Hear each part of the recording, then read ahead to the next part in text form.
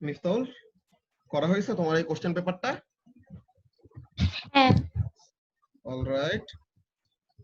So তাহলে problem কোনটায় কোনটায় ফেস করছো? কোনো প্রবলেম পাইছো?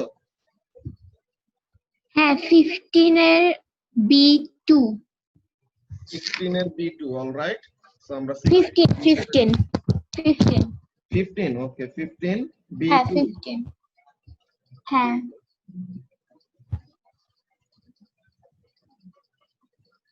15 B2, এই যে B2, অলরাইট। সো এখন আমরা এখানের মধ্যে একটু কোশ্চেনটা পড়ে নেই আমি, হ্যাঁ? কি বলতেছে?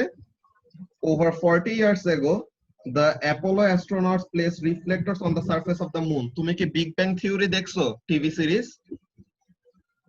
নাকি শুধু অ্যানিমে দেখো?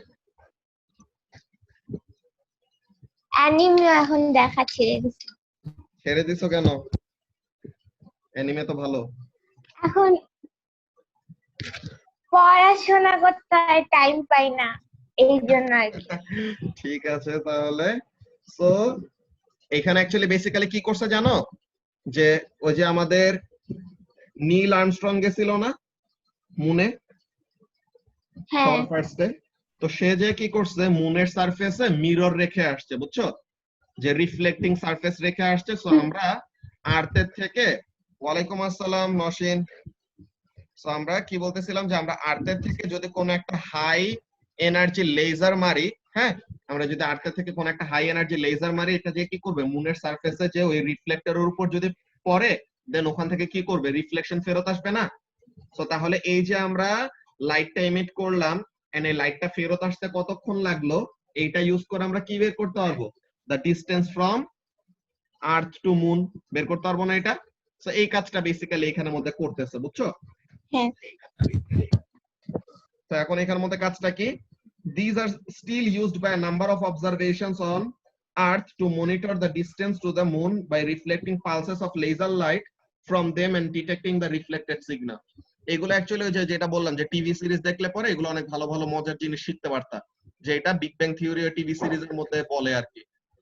একটা ফানি সিনের মধ্যে বলে, বাট স্টিল ওখানের মধ্যে অনেক কিছু শিখার আছে। ফারহানা দেখছো বিগ ব্যাং থিওরি? হ্যাঁ ভাইয়া দেখছি। আচ্ছা, সো ওইটার মধ্যে দেখছো না যে ওই যে জ্যাক আছে না, যে পেনির যে একটা বয়ফ্রেন্ড থাকে, একটা গাদা। হ্যাঁ হ্যাঁ তো ওইটা তো বলে যে এই শেলডনরা ওরা, বুঝছো? দাঁড়া একটা ছাদে মিনিট। গিয়ে যে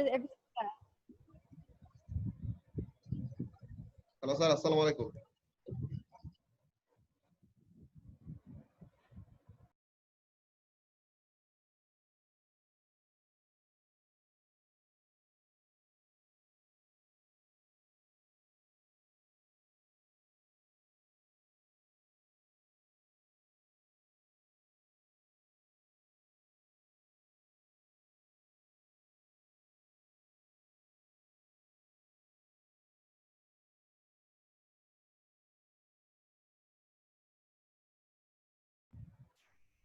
ইফতাহুল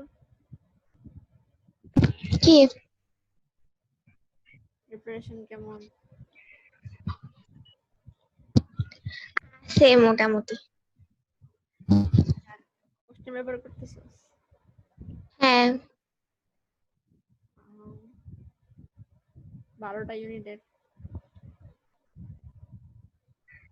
হ্যাঁ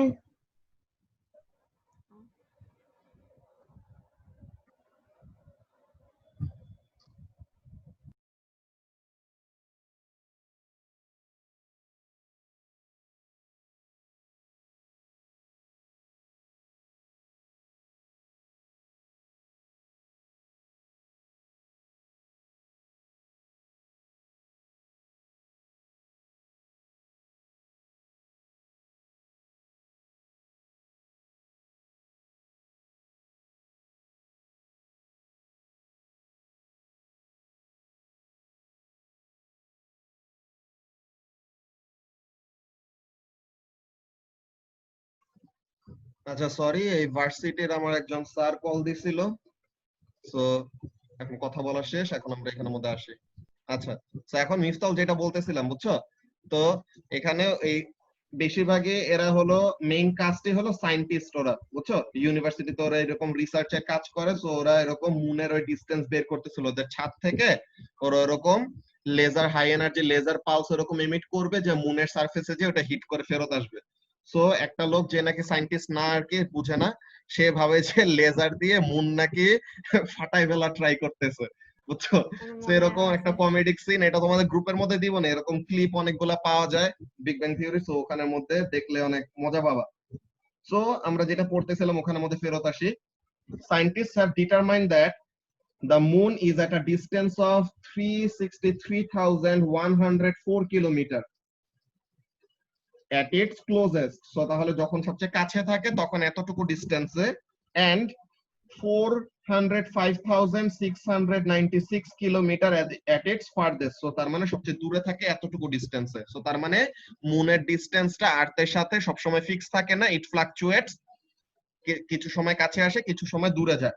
আচ্ছা, তো এখন বলতেছে it has also been determined that the moon is getting about 3.8 centimeter farther away from the earth each year, যে প্রতি বছর অন এভারেজ মুন কি করতেছে আর্থের থেকে 3.8 সেন্টিমিটার দূরে চলে যাচ্ছে। আচ্ছা, এখন এ নাম্বারে বলতেছে, এটাতে তো তোমার প্রবলেম নাই, describe how the reflected pulses can be used to determine the distance to the moon. এটা কি হবে, ওই যে আমরা রিফ্লেক্টেড পালসটা যখন ইমিট করছি, ইমিট করার পর থেকে রিফ্লেকশনটা ফেরত আসার আগ পর্যন্ত আমরা টাইমটাকে নোট ডাউন করব।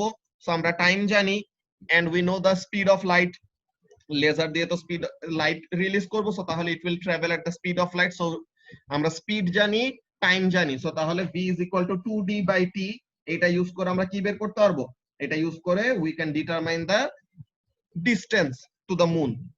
সো এটা তুমি পারছো, এটা কোনো ব্যাপার না। দেন B1 ও পারছো তুমি, তাই না মিফতাহুল? B1 পারছো, হ্যাঁ an observatory sends out pulse of laser light, duration কত, 2.0 times 10 to the power minus 10 second when it is determining the distance to the moon. এখন বলতেছে calculate the pulse length, এটা কিভাবে বের করছো Miftahul? distance equals speed into time.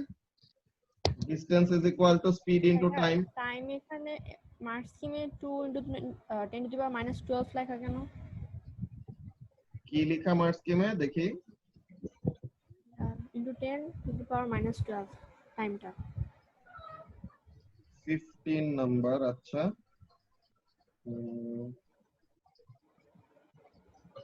কোথায়, তো 10 to the power minus 10 ই আছে। অন্য ম্যাথসে, তাহলে এটা না। তো তাহলে মনে হয় মার্ক স্কিমটা দেখতে একটু সমস্যা হয়েছে, ব্যাপার না। তো তাহলে পালস ডিউরেশনটা কি হবে, হ্যাঁ, সো তাহলে পালস ডিউরেশনটা এখানের মধ্যে বেসিক্যালি কি, pulse duration is equal to speed into time. So তাহলে স্পিড হলো লাইটের স্পিড আর টাইমটা তো আমাদেরকে বলেই দিছে, তাই না? সো স্পিডটা হলো লাইটের স্পিড আর টাইমটা আমাদেরকে অলরেডি বলে দিছে। সো তাহলে এটা ইউজ করে বের করলাম, কত আসলো, 6 সেন্টিমিটার অর 0.06 মিটার। দেন মিফতাহুলের মেইনলি যে প্রবলেমটা, মেইন প্রবলেমটা কিসে, এইটাই, কিসে, discuss whether the levels of precision quoted for the distance to the moon and its increasing distance from the earth are justified. আচ্ছা, সো এখন আমাদেরকে যে ইনফরমেশন গুলি তার উপরে দিল, হ্যাঁ, কি ইনফরমেশন গুলি আমাদেরকে দিছে দেখো, 363,104 কিলোমিটার। সো তাহলে this is to nearest kilometre, তাই না? This value is to nearest kilometer and this value is also up to nearest kilometer. আচ্ছা, সো তাহলে এই দোনোটাই হলো আমাদের নিয়ারেস্ট কিলোমিটারের মধ্যে দেওয়া। সো এই দুটো জিনিস আমরা জানি, ভালো কথা। এখন এখানের মধ্যে কাজটা কি, আরেকটা কথা আমাদেরকে ইনফরমেশন দিছে, বলো তো মিফতাহুল কি ইনফরমেশন? এই যে মুন পার ইয়ার কি করতেছে, কতটুকু দূরে সরে যাচ্ছে আমাদের থেকে, 3.8 centimeter. 3.8 সেন্টিমিটার। এখন এখানের মধ্যে অ্যাকচুয়ালি একটু প্রবলেম আছে। কি প্রবলেম দেখো, ব্যাপারটা হলো এরকম, তোমাদেরকে আমি রেজোলিউশন নিয়ে একটা কথা বলছিলাম, হ্যাঁ? রেজোলিউশনের কাজটা কি? রেজোলিউশন ইজ দ্য অ্যাবিলিটি, হ্যাঁ, resolution is the ability to distinguish between two things. এখন তোমার দুইটা অবজেক্টের মধ্যে সেপারেশন আছে একটা certain distance x।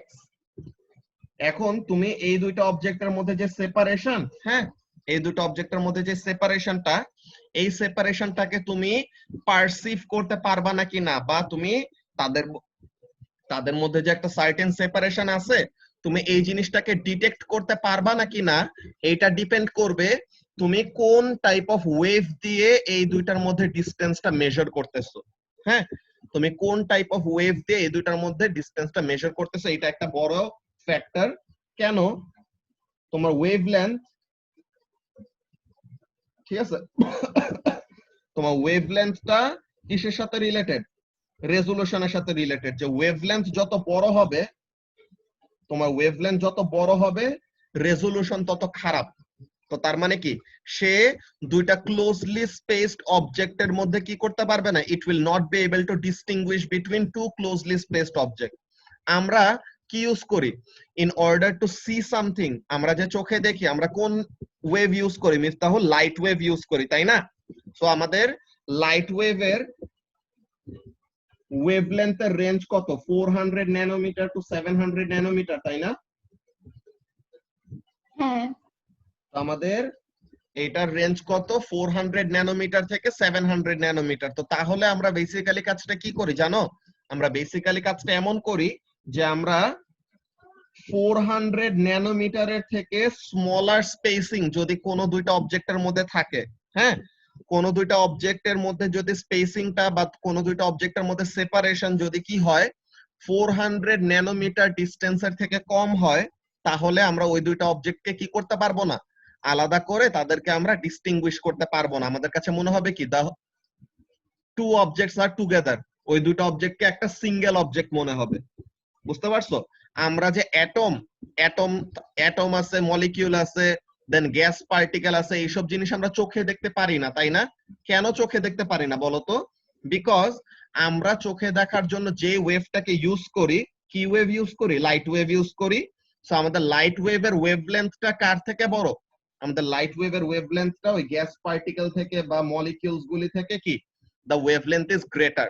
So since the wavelength is greater, it won't be able to distinguish between the separate particle. যে তোমার মনে করো যে অ্যাটমসফিয়ারে এখন যে গ্যাসগুলো আছে, এখন এই গ্যাসগুলোর মধ্যে অক্সিজেন আছে, নাইট্রোজেন আছে, এগুলো তো দুটো অ্যাবান্ডেন্ট গ্যাস।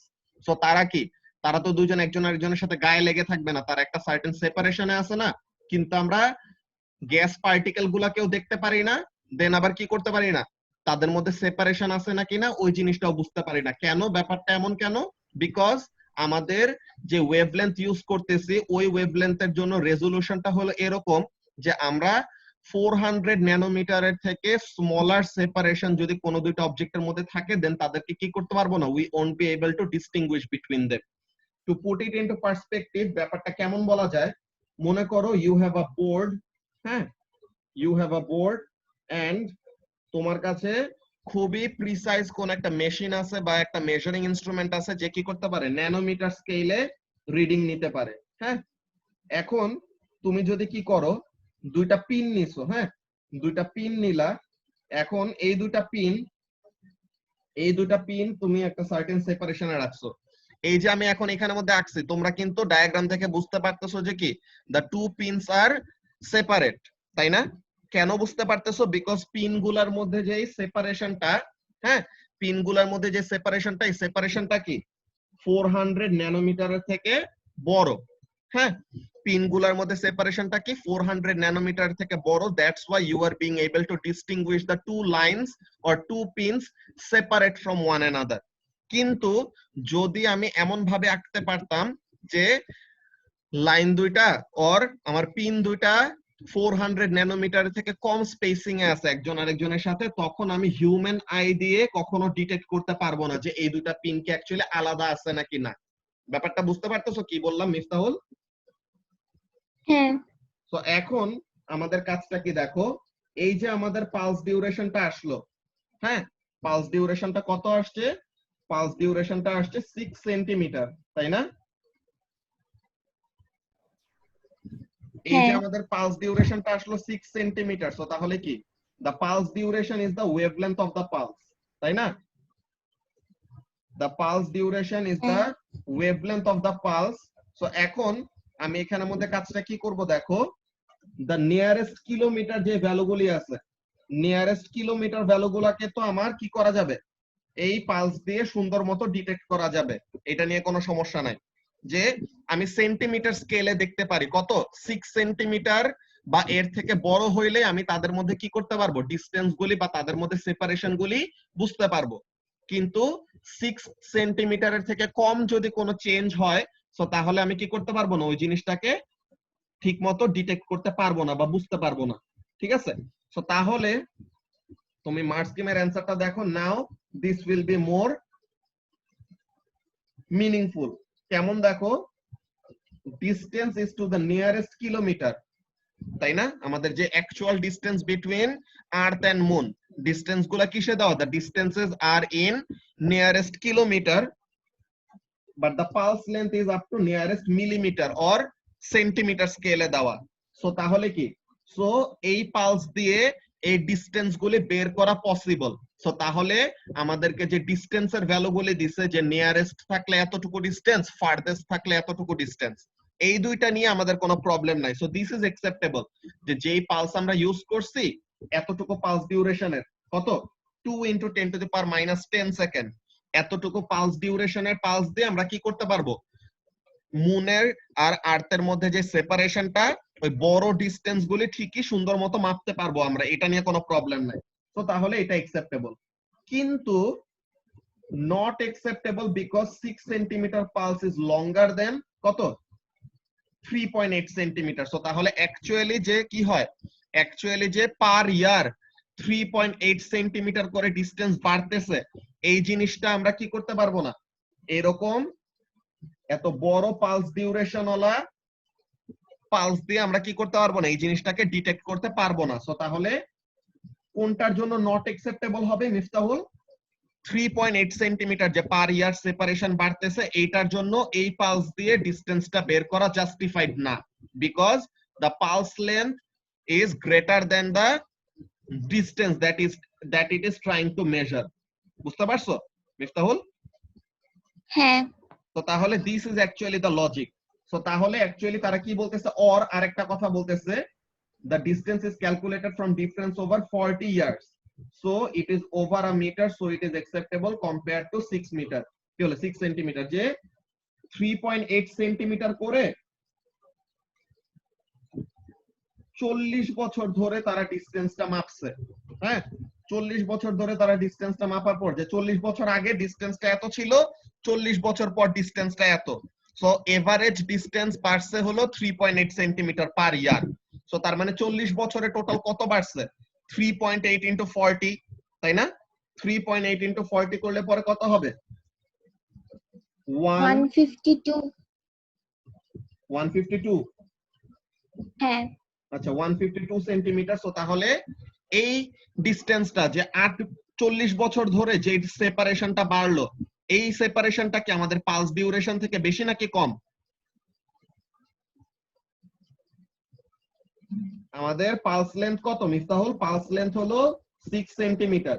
তো তাহলে 40 বছর ধরে যে ডিস্টেন্সটা বাড়ছে, এই ডিস্টেন্সটা কি আমাদের পালস লেন্থের থেকে বেশি নাকি কম?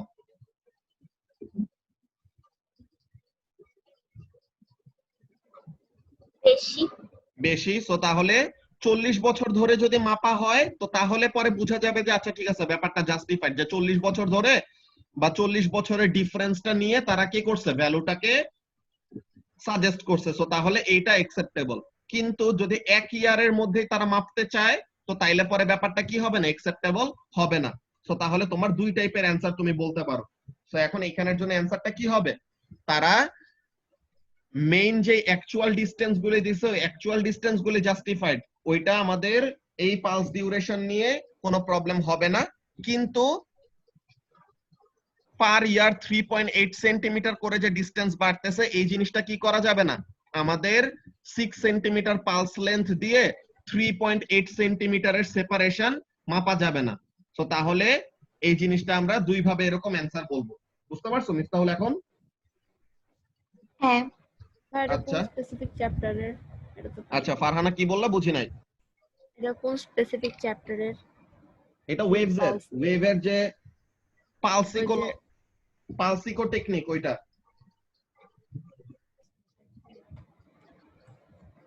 পালস ইকো টেকনিকের এটা আচ্ছা তোমাদেরকে একটা ওয়ার্কশিট দিছিলাম লাস্টের দিকে। ওই ওয়ার্কশিটটা মনে হয় করানো হয় না, হয়েছিল মিফতাহুল? কোনটা, ওই যে কমন কোশ্চেনের? না না, কমন কোশ্চেনের ওইটা তো আছে, আমি আরেকটা যে পালস ইকো টেকনিকের একটা ওয়ার্কশিট দেওয়ার কথা, ওটা দিছিলাম নাকি দেই নাই? না দিলে পরে দিয়ে না দিব আর মনে কি। হয় সো তাহলে পরে ওটা দেওয়া দিয়ে দিব, হয়নি। ঠিক আছে? ওখানে থেকে এরকম পালস ইকো টেকনিকের জিনিসগুলা পড়তে পারবা। সো এইটা ছিল তোমার 15B2 এর প্রবলেম, তাই না মিফতাহুল? এরপরে 15 নম্বরে আর কোনো প্রবলেম আছে? না আচ্ছা, আর বাকিরা তোমরা তো সলভ করছো তাই না? তোমরা একটু বলো তো তোমাদের কোন কোন কোশ্চেন গুলাতে কি কি প্রবলেম ফেস করলা? তোমাদের কি কোশ্চেন নাম্বার 12, 13, 14 এগুলাতে কোনো প্রবলেম আছে?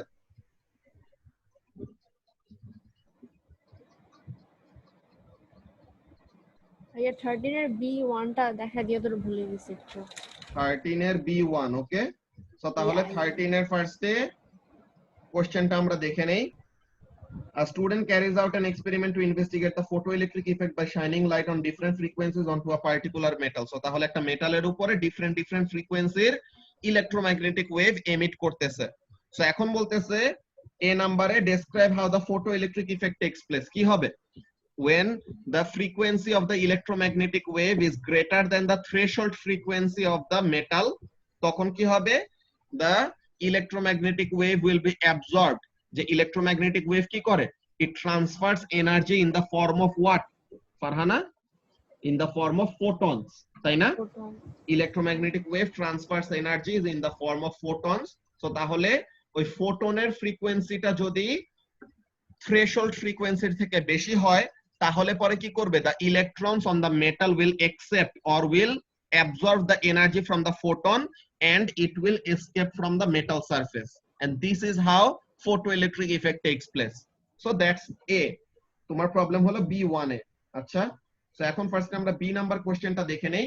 আর কথা যে যে কোশ্চেনে প্রবলেম ফেস করছো তুমি একটু প্রবলেমের লিস্টটা আমাকে ইনবক্সে দিতে পারো আর এখানে চ্যাটে লিখতে পারো। এখানে চ্যাটে লিখলে পরে মেইন যে সমস্যাটা হবে, একটা সেশন শেষ হয়ে গেলে দেন আবার চ্যাটটা রিমুভ হয়ে যাবে, বুঝছো? সো তাহলে তুমি যে যে কোশ্চেনে প্রবলেম ফেস করছো লিস্টটা দিয়ে রাখো, তাহলে যেন আমরা ওইগুলো সলভ করতে পারি। হ্যাঁ, সো ফারহানার যেই প্রবলেমটা দেখতেছিলাম বি নাম্বারে। আচ্ছা, the maximum kinetic energy of the photons is determined for a range of frequencies of incident light. So different frequency দিয়ে আমরা কি করতেছি? ম্যাক্সিমাম কাইনেটিক এনার্জির ভ্যালু বের করতেছি। এখন the results are shown on the graph below. All right, so তাহলে y axis এ কি? y axis এ হলো ম্যাক্সিমাম কাইনেটিক এনার্জি আর x axis এ কি? x axis এ হলো frequency. So this is very important যে আমরা সবসময় গ্রাফকে কার সাথে কম্পেয়ার করি Farhana? We compare the graph with the graph of a straight line or equation of a straight line. Equation of a straight line এর general ফর্মুলাটা কি? y equal to mx plus c. So এখন এই জিনিসটাই বলতেছে number 1 A b1 A the list of formula on this paper gives the expression hf is equal to phi plus half m v max squared. So তাহলে use this expression and the graph to determine the value of Planck's constant and the work function for the metal in this experiment. So এটা actually এত বেশি কঠিন কিছু না, just তোমার রিঅ্যারেঞ্জের কাজটা করতে হবে। দেখো hf equals to phi plus half mv square max. নাও তোমার y axis এ কি জিনিস ফারহানা? y axis এ হলো half mv square max, তাই না? সো তাহলে যেটা y axis এ আছে ওইটা কি কি করতে হবে? সাবজেক্ট করতে হবে। সো তাহলে half mv square max is equal to hf minus phi. So তাহলে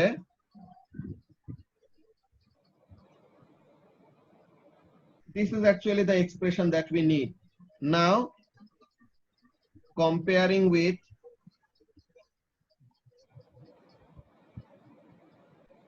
y is equal to mx plus c, what do we get? This is the ke max, this is equal to hf minus phi, and y equals to mx plus c. So আমরা কি করতেছি এখানে, x axis এ হলো frequency, y axis এ হলো maximum kinetic energy. So এখন x এর coefficient আমাদেরকে কি দেয় ফারহানা? frequency না x এর coefficient h that nice gradient দেয়, তাই না? হ্যাঁ So gradient of the graph will give us what?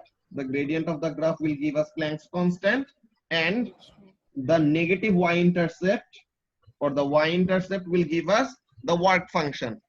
So these are the two things that we need to know, and y-intercept is equal to minus phi, that is the work function. So এখন আমরা এখানে থেকে গ্রেডিয়েন্টটা বের করব, let's see. So let's take this point as x1 y1 and let's take this point as x2 y2. So আমরা যেই ট্রায়াঙ্গেলটা use করতেছি in order to find the gradient, আমরা ট্রায়াঙ্গেলটাকে গ্রাফের মধ্যে শো করে রাখবো, তাহলে যেন ওরা বুঝে যে আমরা গ্রাফটাকে ইউজ করে কি করছি, তাহলে যেন আমরা গ্রাফটাকে ইউজ করে গ্রেডিয়েন্টটা বের করছি, তারা যেন এই ব্যাপারটা বুঝতে পারে। তো তাহলে এই জিনিসটা আমরা করতেছি। So what is this value? 10.4, তাই না? দিস ইজ 10.4 and এই ভ্যালুটা হলো 15। Very good. এটাতে তো এটা x অ্যাক্সিস এ, সো তাহলে y এর ভ্যালু 0, আর এইটা হলো আমাদের সামথিং লাইক হোয়াট, এখানে 2.7 অলরাইট। সো তাহলে this is what, this is 2.7। আচ্ছা, সো তাহলে দেখো তো ফারহানা, আমরা যদি এখানে গ্রেডিয়েন্টটা বের করে ফেলি, m is equal to what? y2 minus y1 divided by x2 minus x1, that is 2.7. কিন্তু be careful, you have a y value already on the axis. axis এর মধ্যে কত দেওয়া? times 10 to the power minus 19, তাই না? So তার মানে 2.7 মানে কি? 2.7 into 10 to the power minus 19, তাই না? 2.7 minus 0 into 10 to the power minus 19 divided by x axis এর চেঞ্জ কত ফারহানা? 15 minus 10.4। তো 15 minus 10.4, কিন্তু আবার এখানের মধ্যে দেখো x axis এ কত দেওয়া? 10 to the power 14। সো তাহলে multiplied by 10 to the power 14। সো এটা আমরা যদি ক্যালকুলেটরে বসাই ফেলি, এটা আমাদের কত আসে? something into 10 to the power minus 34। কত আসে এটা মিফতাহুল? 5.87 5.87 এটা? হ্যাঁ। আচ্ছা, 5.87 into 10 to the power minus 34. So this is our answer. This will be what? This will be joule second. এটার ইউনিটটা আসে, এটা 5.87 or 5.9 লেখা যায়, বিকজ আমরা টু সিগনিফিকেন্ট ফিগারে বেসিক্যালি ভ্যালুগুলো পাচ্ছি, বুঝছো? যে আমাদের 2.7 আমরা যখন গ্রাফ থেকে নিব, 2.7 টা টু সিগনিফিকেন্ট ফিগার, 15 টা টু সিগনিফিকেন্ট ফিগার, 10 টা থ্রি সিগনিফিকেন্ট ফিগার। সো যে কোনো একটা দিলেই হবে, 5.9 ও দেওয়া যায়, 5.87 ও দেওয়া যায়, it doesn't matter. So Farhana বুঝছো কিভাবে আমরা প্ল্যাঙ্কস কনস্ট্যান্টটা বের করলাম এখন? Alright, so this is the Planck's constant. এখন আমরা কি করব? We will determine the y intercept, ঠিক আছে? we will determine the y intercept। তাহলে আমরা কি পেয়ে যাব? we will get the,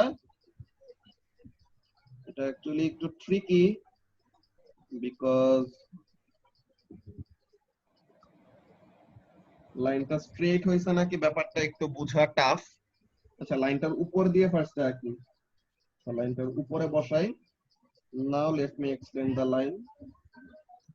yes, লাইনটা স্ট্রেটই আছে, and this is কত ফারহানা? -6, তাই না? অলরাইট, সো তাহলে we know y intercept is equal to what? y intercept is equal to -5, তো তাহলে -6 into 10 to the power -19, ওই যে 10 to the power -19 যে এখানে আছে এটা লিখলাম, this is -5, তো তাহলে 5 কাটা, so তাহলে this will give us 6.0 times 10 to the power -19 joule. বুঝতে পারছো? তো এইভাবে করে বেসিক্যালি করতে হয়। সো তোমার এটাতেই প্রবলেম ছিল মেইনলি? হ্যাঁ। আচ্ছা, তো তাহলে এটা কত ছিল? এটা ছিল 15 নাম্বার, না 15 না 13 নাম্বার। সো তাহলে 12 নাম্বারে কোনো প্রবলেম নাই, 13 নাম্বারের আমরা এই পার্টটা দেখলাম। 13 এর কি অন্য কোনো পার্টে প্রবলেম আছে? আচ্ছা, বাকিরা কোথায়? কুমকুম ক্লাস করে না? কিছু বলেনি ও, মেবি বায়ো ক্লাস। আচ্ছা, 14 নাম্বারে প্রবলেম আছে। ফাতেমা আমাকে অলরেডি পাঠাইছে লিস্ট, যে 14 এর B2 আর 16 এর A1। আচ্ছা, সো তাহলে আমরা 14 নাম্বারটা দেখি। হ্যাঁ, 14 নাম্বারের ফার্স্টে আমি একটু কোশ্চেনটা পড়ি, কোশ্চেনটা পড়লে পরে আমরা কনটেক্সটটা বুঝবো যে কি কোশ্চেন জিজ্ঞাসা করতেছি। আচ্ছা, সো এখন question number 14, let's see. The photograph shows flame tests being carried out on some chemical compounds. আচ্ছা, flame tests are used to identify elements present in some chemical compound, যে ওই মেটাল আইডেন্টিফিকেশনের জন্য আমরা basically এটা করি। The compounds produce different colored flames when vaporized. This is because different elements produce spectra containing light with different wavelength. ঠিক আছে, এই যে আমাদের এমিশন স্পেকট্রাম আর অ্যাবজর্পশন স্পেকট্রাম যে পড়ছিলাম ওগুলোর সাথে রিলেটেড। সো এখন এখানের মধ্যে কি বলতেছে দেখি। Sodium compounds produce a yellow flame because the spectrum of sodium includes light in the frequency of 5.1 times 10 to the power 14 hertz. আচ্ছা, before sodium compound is vaporized, the electrons involved in producing the yellow light are released, কি বলে, are in energy level minus 5.14 electron volt. What is an energy level? First এটা জিজ্ঞাসা করছে। So energy level কি জিনিস এটা তো আমরা জানি, যে ওরকম ডিফারেন্ট আমাদের কি থাকবে, এনার্জির কয়টা অ্যালাউড ভ্যালুস থাকবে যেগুলো অ্যাটেইন করতে পারে একটা অ্যাটমের মধ্যে। সো তাহলে ওই জিনিসটা যে এখানের মধ্যে তারা দেখি মার্ক স্কিমের মধ্যে কি বলতেছে। এটা কত নাম্বার? 14 নাম্বার উপরে এই যে discrete or allowed energy of N electron যেটা বলছিলাম। তো এখন এইটা গেল ফার্স্টে, দিস ইজ এনার্জি লেভেল, ভালো কথা। এখন B1 এ কি বলতেছে? B1 এ বলতেছে explain why light is emitted when sodium compound is vaporized. কেন? বিকজ সোডিয়াম কম্পাউন্ডকে যখন ভ্যাপোরাইজ করব, what will happen, the electrons will gain energy and they will jump up to higher energy level. তো lower energy লেভেলে তারা ছিল, দেন তাদেরকে energy দিয়ে কি করলাম, তাদেরকে হায়ার এনার্জি লেভেলে নিয়ে গেলাম। এখন তারা কি করবে, হায়ার এনার্জি লেভেল থেকে লোয়ার এনার্জি লেভেলে আবার জাম্প করবে। So when they do that, যখন নাকি আপার এনার্জি লেভেল থেকে লোয়ার এনার্জি লেভেলে ফেরত আসে, তখন তারা কি করে, দে রিলিজ এনার্জি। কি ফর্মে রিলিজ করে? In the form of photons. এই যে তারা ফোটনের ফর্মে এনার্জি রিলিজ করলো, এখন ফোটনের কি থাকে, ফোটনের একটা ফ্রিকোয়েন্সি থাকে, because energy of a photon is equal to what? Energy of a photon is equal to hf. So তাহলে according to the energy difference between the energy level, যে energy level থেকে lower energy level ফেরত আসতেছে, so there is a certain energy difference and this energy difference is equal to hf. So ওই energy difference এর corresponding একটা frequency পাবো, and ওই frequency corresponding আমরা একটা লাইট পাবো, যে যদি ফ্রিকোয়েন্সিটা ভিজিবল স্পেকট্রামের মধ্যে পড়ে তাহলে পরে আমরা ওই লাইটটাকে চোখে দেখতে পাবো আর কি। So this is how it is actually occurring. এখন বলতেছে B2 তে, যেটাতে অ্যাকচুয়ালি কথার প্রবলেম 2 নম্বরে, the diagram represents the minus 1.5 electron volt energy level in the sodium atom. আচ্ছা, এটা এনার্জি লেভেলের কাজটা কি? Before the sodium atom is vaporized, the electrons involved in the yellow light are in energy level of atom. So তাহলে ভ্যাপোরাইজ করার আগে, মানে electron গুলা এনার্জি গেইন করার আগে তারা এত এনার্জি লেভেলে ছিল। সো তাদেরকে হিট করলে তারা কি করবে, হায়ার এনার্জি লেভেলে যাবে, তাই না কথা?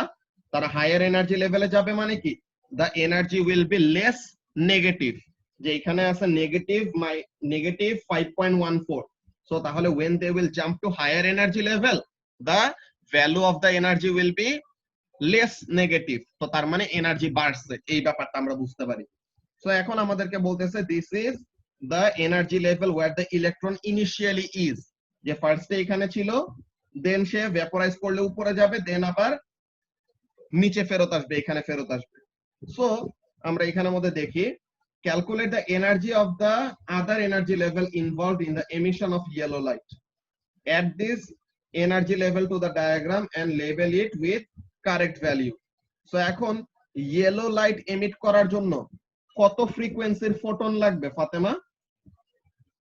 yellow light emit করার জন্য কত ফ্রিকোয়েন্সির ফোটন লাগবে? 5.1 into 10 to the power 14 hertz. So frequency of yellow light is equal to 5.1 into 10 to the power 14, তাই না? এত hertz, let me check again. হ্যাঁ, so এখন we know energy of a photon is equal to hf, so h is equal to 6.63 times 10 to the power minus 34 and the frequency is 5.1 times 10 to the power 14. So এখানে এনার্জিটা কি ফর্মে আসবে মিফতাহুল? এখানে এনার্জিটা আসবে in the form of joule, তাই না? হ্যাঁ, একটু অ্যানসারটা বলো তো, এখানে ভ্যালুটা 3.3813 into 10 to the power minus 19 joule. into 10 to the power minus 19 joule. So এখন জুল থেকে আমরা কি করব? We will convert the joule into electron volt because আমাদের এনার্জি লেভেল গুলা কি এনার্জিতে দেওয়া? ইলেকট্রন ভোল্টে দেওয়া। So we will have to convert it into electron volt. So joule থেকে ইলেকট্রন ভোল্টে নেওয়ার জন্য কি করতে হয়? ইলেকট্রনের চার্জ দিয়ে ডিভাইড করতে হয়, তাই না? We will divide it with the charge of an electron, that is 1.6 times 10 to the power minus 19. So এটা আমাদেরকে কত ইলেকট্রন ভোল্ট দেয়? 2.1133 2.11 into 10 to the power into কিছু নাই, minus 19 minus 19 তো কাটাকাটি চলে যায়, ঠিক আছে? তো তাহলে 2.11 ইলেকট্রন ভোল্ট। কথা কি বুঝতেছো? ক্যালকুলেশনটা কি করতেছি? হ্যাঁ ভাইয়া বুঝছি। অলরাইট, সো তাহলে দিস ইজ 2.11 ইলেকট্রন ভোল্ট। আচ্ছা, এই যে এনার্জিটা আসলো, বলো তো এই এনার্জিটা অ্যাকচুয়ালি কি? This energy is actually the energy difference, তাই না? বলো তো, this energy is actually what? This energy is actually the energy difference between the lower energy level, which is minus 5.14, and the upper energy level. ওটা কত আমরা জানি না, ওটা আমরা বের করব এখনই, বের করব। But the difference between the two energy level is what? The difference between two energy level is 2.11 electron volt. So the difference in energy is equal to 2.11 electron volt. So তাহলে what will be this one? এটা যদি minus 5.14 হয় আর তাদের মধ্যে energy difference যদি 2.11 electron volt হয়, তো তাহলে আপার এনার্জি লেভেলের এটা কত আসবে? এটা বের করতে পারবো না আমরা? বলো তো কথা, যে minus 5.14 plus 2.11 এটা করলে কত আসে মিফতাহুল? আমাকে একটু বলো তো। 3.03 নাকি? হ্যাঁ, 3.03 ইলেকট্রন ভোল্ট। সো এইভাবে করে আমাদের অ্যাকচুয়ালি কি করতে হবে? ওই এনার্জির ভ্যালুটা বের করতে হবে। বুঝতে পারছো কথা এখন কোশ্চেনটা? হ্যাঁ ভাইয়া বুঝতে পারছি। Alright, so this was 14b2, যেটা তো তোমার একটা প্রবলেম ছিল, এন্ড 16 নাম্বার, 16 এর a1। Let's go to question number 16। আচ্ছা, এইটাই। সো ইলেকট্রিসিটির এই জিনিসটা একটু ইন্টারেস্টিং। আচ্ছা, এই মিটিংটা এখন শেষ হয়ে যাবে, তোমরা নেক্সট মিটিংটা জয়েন করে ফেলো। হ্যাঁ, আমরা নতুন মিটিং এটা দেখি।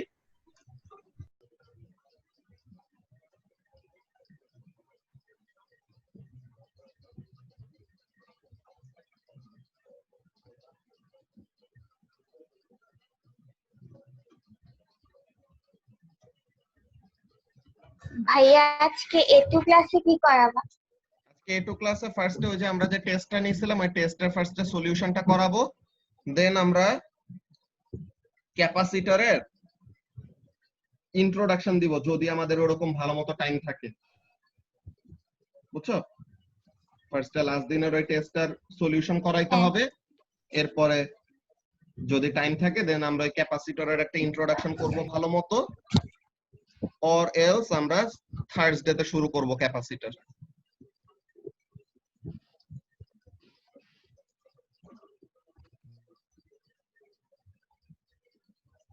দেখি কথা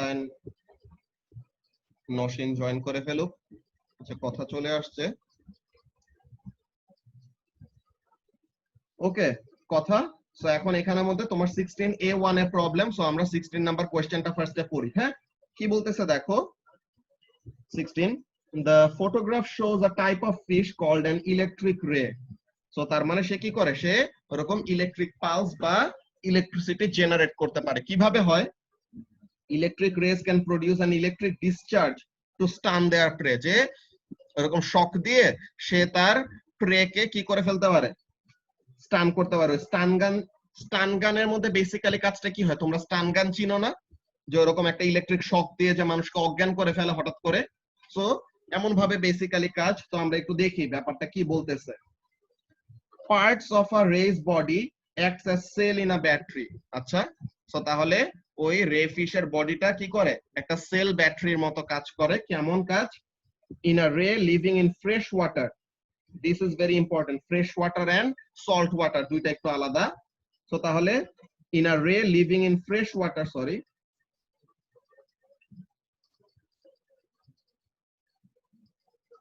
living in fresh water, the cells are arranged in series. যে ফ্রেশ ওয়াটারে যখন আছে তখন সেল গুলা কিসে কানেক্ট করা থাকে? The cells are connected in series. তো ফ্রেশ ওয়াটারে যখন আছে তখন ব্যাটারি গুলি বা সেল গুলি সিরিজে কানেক্ট করা, but for a ray living in salt water the cells are connected in parallel. Now this is very interesting, and এটা কেন হয় এই ব্যাপারটা রিজনিংটাও খুবই মজার। আমাদের বলো তো একটা জিনিস, যে ফ্রেশ ওয়াটারের রেজিস্ট্যান্স বেশি নাকি সল্ট ওয়াটারের রেজিস্ট্যান্স বেশি? কথা।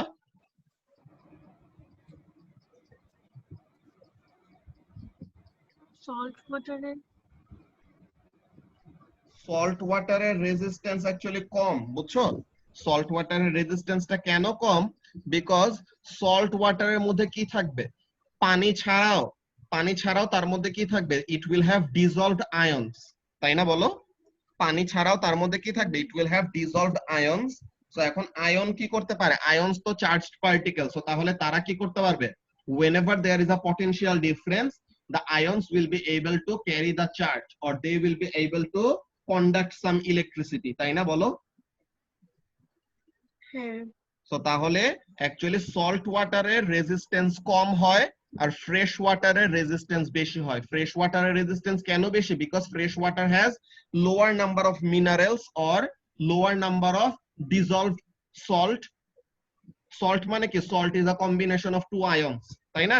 সো তাহলে ওই ডিজলভড আয়ন কি থাকে, ফ্রেশ ওয়াটারে কম থাকে আর সল্ট ওয়াটারে বেশি থাকে।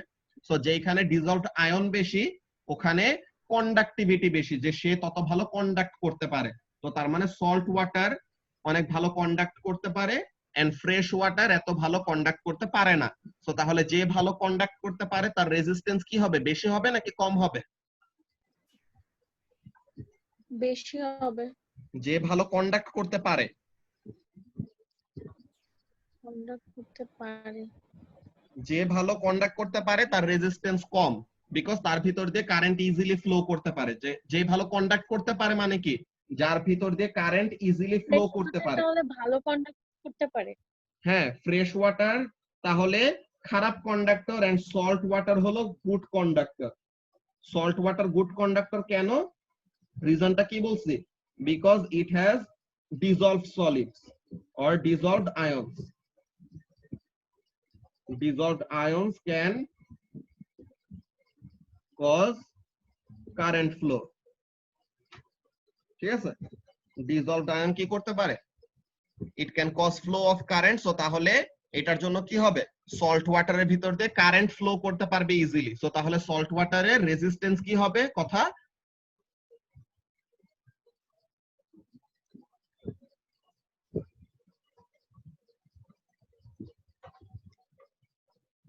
কথা সল্ট ওয়াটারের রেজিস্ট্যান্স তাহলে কি হবে, বেশি নাকি কম?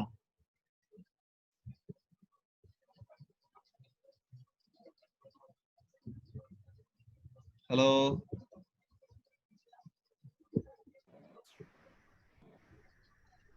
মিফতাহকে শুনতে পাচ্ছ? মেবি।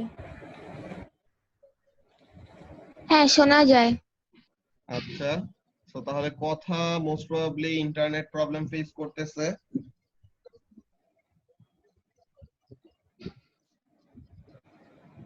মাইক তো অন।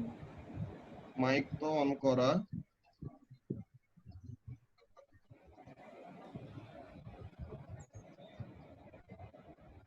আচ্ছা, কথা লিভ নিয়ে আবার আসতেছে, দেখি।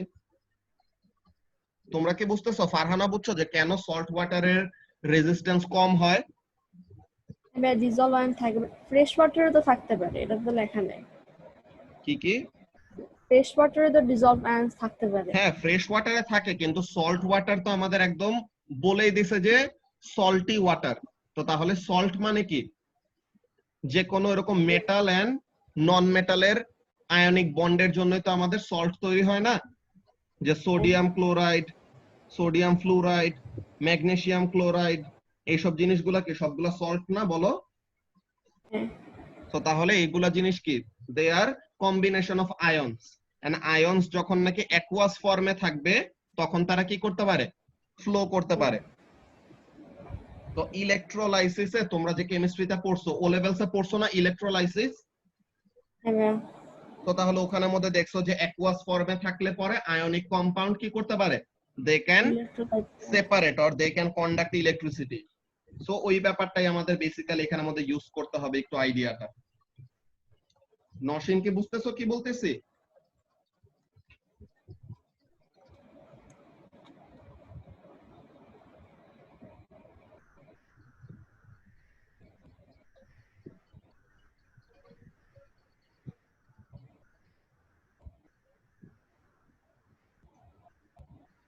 আচ্ছা,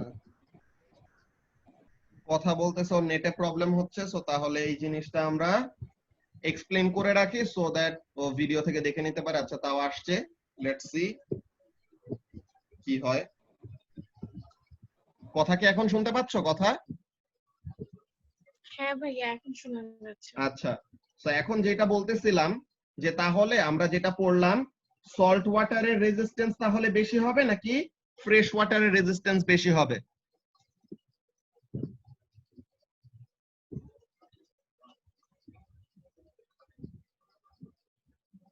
হ্যালো, সল্ট ওয়াটার রেজিস্ট্যান্স কম হবে। সল্ট ওয়াটারের রেজিস্ট্যান্স কম হবে, তো তার মানে ফ্রেশ ওয়াটারের রেজিস্ট্যান্স বেশি হবে। Very good. তো তাহলে ফ্রেশ ওয়াটারের রেজিস্ট্যান্স হলো বেশি। সো এই ব্যাপারটা যদি আমরা বুঝে যাই তাহলে পরে আমরা সামনে আগাইতে পারবো। Let's see. The cell arrangement in rays can be investigated by comparing a circuit containing 5 cells in series and 5 cells in parallel. So 5 cells in series and 5 cells in parallel. All right. Each arrangement of cell is connected across a range of load resistor and the current and terminal potential difference are measured as shown in the diagram. আচ্ছা, তো তাহলে current আর voltage মাপা হচ্ছে, ব্যাপার না। তো এখন এখানের মধ্যে আমাদেরকে ভ্যালুগুলি বলে দিচ্ছে। কি বলে দিচ্ছে আমরা টেবিলটা দেখি। The results for the current are shown in the table. So what is happening when the resistance is 0.1, এটা কি হাই রেজিস্ট্যান্স নাকি low resistance? Low, compare to 10 ohm. 10 ওহমটা হলো হাই রেজিস্ট্যান্স। সো তাহলে this is equivalent to what? This is equivalent to fresh water. যে fresh ওয়াটারের resistance বেশি, এই জিনিসটা আমরা মাত্র পড়ে আসলাম না কথা? হ্যাঁ ভাইয়া। তো তাহলে ফ্রেশ ওয়াটারের রেজিস্ট্যান্স বেশি, সো তাহলে higher resistance will be regarded as fresh water and low resistance will be regarded as salt water. Alright. So এখন দেখো সল্ট ওয়াটারে কোন কম্বিনেশনে কারেন্টটা বেশি আসে? প্যারালেল কম্বিনেশনে কারেন্ট বেশি নাকি সিরিজ কম্বিনেশনে কারেন্ট বেশি? প্যারালাল। সো তাহলে সল্ট ওয়াটারে প্যারালেল কম্বিনেশনে কারেন্ট বেশি এন্ড ফ্রেশ ওয়াটারে কোন কম্বিনেশনে কারেন্ট বেশি?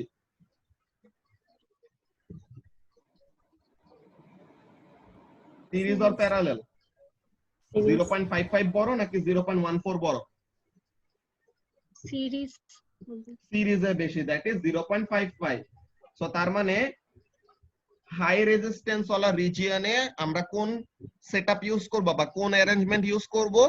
Series combination, because it will give us higher value of current. And low রেজিস্ট্যান্সের সময় we will use which combination? We will use parallel combination, because এখানে আমাদের হাই কারেন্ট দিবে। আমাদের হাই ভ্যালু অফ কারেন্ট কেন দরকার? Because এটা এখানে কি করতে চাইতেছি আমরা বেসিক্যালি, এখানে আমরা বেসিক্যালি যত হাই কারেন্ট পসিবল তত হাই কারেন্ট দিয়ে প্রেটাকে স্টান করে ফেলতে চাইতেছি, যে অজ্ঞান করে ফেলতে চাইতেছি, ঠিক আছে? সো তাহলে যে কম্বিনেশনে যেই সময় কি করা যাবে, হাই ভ্যালু অফ কারেন্ট পাওয়া যাবে, ওই কম্বিনেশনটাই হবে আমাদের কাছে প্রেফারেবল।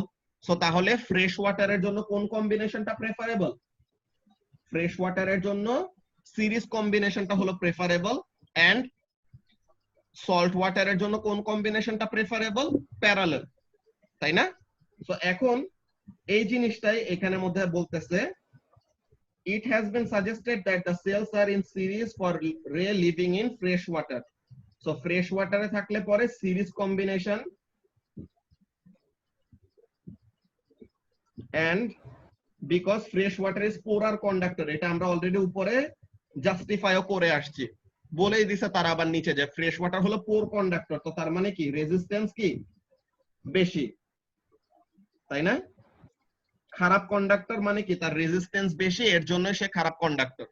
সো তাহলে high resistance will be regarded as fresh water and low resistance will be regarded as salt water. So এখন বলতেছে discuss whether the result supports this suggestion. Yes, the result supports this suggestion because high রেজিস্ট্যান্সের জন্য fresh ওয়াটারে মানে high resistance. So তাহলে high রেজিস্ট্যান্সের জন্য আমাদের কোন কম্বিনেশন বেশি কারেন্ট দিচ্ছে? সিরিজ কম্বিনেশন বেশি কারেন্ট দিচ্ছে, তাই না? সো তাহলে আমরা হাই রেজিস্ট্যান্সের সময় মানে ফ্রেশ ওয়াটারে থাকতে সময় সিরিজ কম্বিনেশনটা ইউজ করব। সো তাহলে যেন কি করা যায়, ম্যাক্সিমাম কারেন্ট পাওয়া যায়। এন্ড সল্ট ওয়াটারে থাকতে সময়, দ্যাট ইজ লো রেজিস্ট্যান্সে থাকতে সময় কোন কম্বিনেশন ইউজ করব? লো রেজিস্ট্যান্সে থাকতে সময় we will use parallel combination, তাহলে যেন আমরা কি পাই, ম্যাক্সিমাম আউটপুট অফ কারেন্ট পাই। ব্যাপারটা ক্লিয়ার হয়েছে কথা? হ্যাঁ ভাইয়া। তো তাহলে আমরা এখানে অ্যানসারটা মিলাই নেই 16A1, লেটস সি ওরা অ্যানসারে কি বলছে।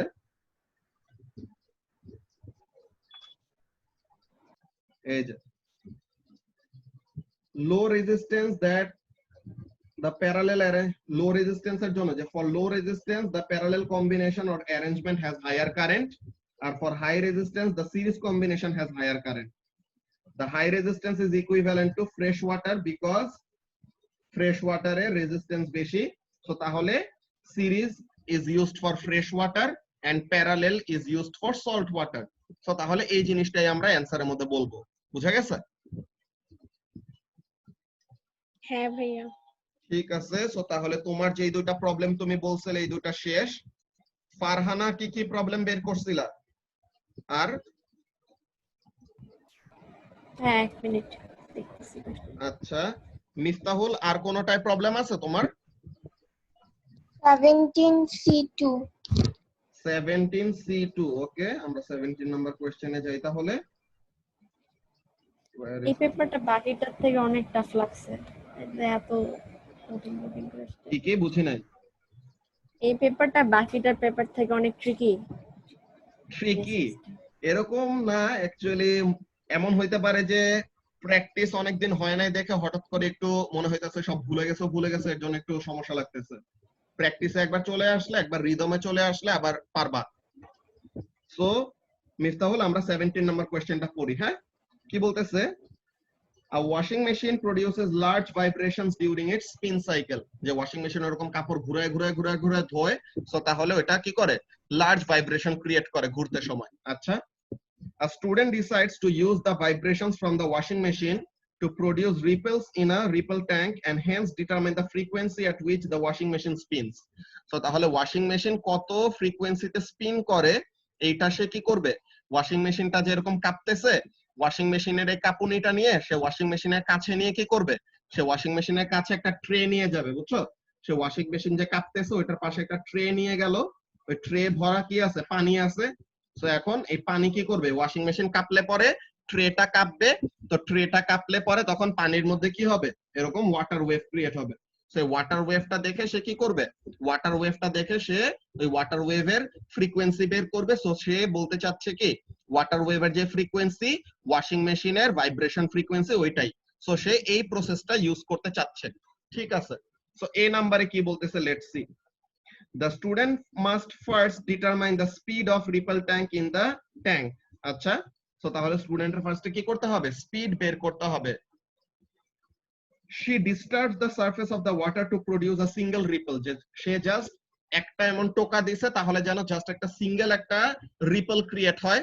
ওই রিপলটা কি করবে, ওই রিপল ট্যাঙ্কের মানে কি, এ ট্রে অফ ওয়াটার। হ্যাঁ, ওই রিপল ট্যাঙ্ক মানে কি, জাস্ট একটা ট্রে অফ ওয়াটার।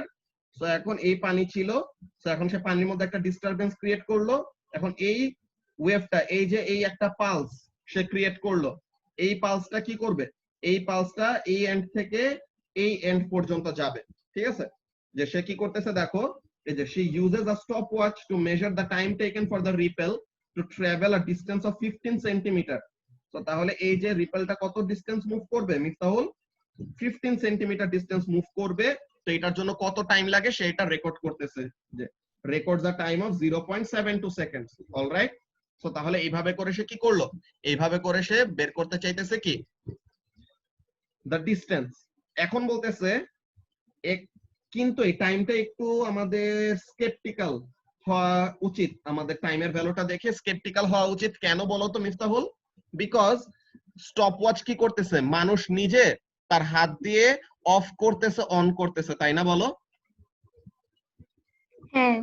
তো তাহলে এইটা যদি হয়, আমাদের হিউম্যান রিঅ্যাকশন টাইম আমরা ইউনিট 3 তে অলরেডি পড়ছি, আমরা কি জানি হিউম্যান রিঅ্যাকশন টাইম কত, প্লাস মাইনাস 0.2 সেকেন্ড। সো তাহলে এইটা যদি হয়, সো তাহলে দেখো ব্যাপারটা কেমন, অন করতে সময় একবার 0.2, অফ করতে সময় একবার 0.2। সো তাহলে অলরেডি 0.4 সেকেন্ড কিসে চলে গেল, আনসার্টেইনটির মধ্যে চলে গেল। সো তাহলে 0.72 হলো actual measured value of time. হ্যাঁ ফারহানা, বুঝতেছো কি বলতেছি, যে অ্যাকচুয়াল মেজার্ড ভ্যালুটা হলো টোটাল টাইমটা কত, 0.72 সেকেন্ড। এর মধ্যে 0.4 সেকেন্ডে কিসে, অফ করতে আর অন করতেই আমাদের সময় লেগে গেছে। সো তাহলে আমরা যে টাইমটা অ্যাকচুয়ালি বের করলাম, এই টাইমটা কি অনেক বেশি আনসার্টেইন, যে টাইমের ভ্যালুটার মধ্যে আনসার্টেইনটি অনেক বেশি। সো এইটা আমাদেরকে কি করা যায়, ইমপ্রুভ করা যায়। Now how can we do that, বলতেছে explain an alternative method that she could use to measure the time and why the method would be an improvement. So alternative একটা মেথড তোমাকে সাজেস্ট করতে বলছে, যেটা দিয়ে তুমি কি করতে পারবা, টাইমের ভ্যালুটা বের করতে পারবা আর মেজার করতে পারবা। এন্ড কেন তোমার অল্টারনেটিভ মেথডটা স্টুডেন্টের সাজেস্টেড মেথডের থেকে ইমপ্রুভড বা ভালো, ওই জিনিসটা তোমাকে সাজেস্ট করতে বলছে। So how can we do something like that, Miftahul improve কিভাবে করা যায়? আমরা যদি 15 সেন্টিমিটার ডিসটেন্স না নিয়ে একটা বড় ডিসটেন্স ধরে কভার করি, হ্যাঁ, যদি ওই রিপলটার 15 সেন্টিমিটার ডিসটেন্সের জন্য টাইম বের না করে যদি আমরা একটা লম্বা ডিসটেন্সের জন্য টাইম বের করি, সো তাহলে কি আমাদের টাইমের ভ্যালুটা বেড়ে যাবে না বলো? সো তাহলে টাইমের ভ্যালুটা যদি বেড়ে যায়, সো তাহলে অফ আর অন করতে যে সময়টা যাবে ওইটার রেসপেক্টে অ্যাকচুয়াল মেজার্ড ভ্যালুটা কি হবে, অনেক বড় আসবে। সো মেজার্ড ভ্যালু যত বড় হবে, পার্সেন্টেজ আনসার্টেনিটি কি হবে, তত কম হবে না বলো? তো তাহলে এইটা একটা করা যায়, এটা একটা কাজ। Or we can do something like this, যে আমরা রিপলটা ক্রিয়েট করলাম, সেই পাশে গেল, দেন আবার রিপলটা ফেরত আসলো, দেন আমরা নতুন একটা রিপল ক্রিয়েট করলাম, সে আবার গেল, আবার ফেরত আসলো। এরকম একো মেথডে আমরা যেমন করতাম না, সো তাহলে আমরা 5 বার বা 10 বার এরকম রিপিট নিয়ে দেন আমরা টোটাল টাইমটা বের করব, যে রিপলটা আসতে যাইতে আসতে যাইতে আসতে যাইতে টোটাল কতটুকু সময় লাগলো, পুরো টাইমটা আমরা স্টপওয়াচ দিয়ে বের করলাম। সো তাহলে এখন যে টাইমের ভ্যালুটা বের করছি, the value of the measured time will be significantly higher than the reaction time, যে অফ আর অন করতে যে আমাদের 40 সেকেন্ড গেল, এটা থেকে কি সিগনিফিকেন্টলি হায়ার হবে। সো তাহলে পরে আমরা কি করতে পারলাম, আমরা টাইমের ভ্যালুটাকে ইমপ্রুভ করে ফেলতে পারলাম। এটা হলো কি যে স্টুডেন্টটা স্টপ ওয়াচ ইউজ করছে, আমরা স্টপ ওয়াচ দিয়ে কাজটা করতেছি, তাহলে পরে আমরা এটা করতে পারি। কিন্তু we can do something better. কি করা যায় বলো তো মিফতাহুল? আমরা রিপল ট্যাঙ্কের উপরে, এই যে রিপল ট্যাঙ্ক, যে পানি ভরা একটা রিপল ট্যাঙ্ক, এটার উপরে কি করতে পারি বলো? এটার উপরে আমরা লাইট এমিট করতে পারি। এটার উপরে যদি লাইট এমিট করি তখন কি হবে?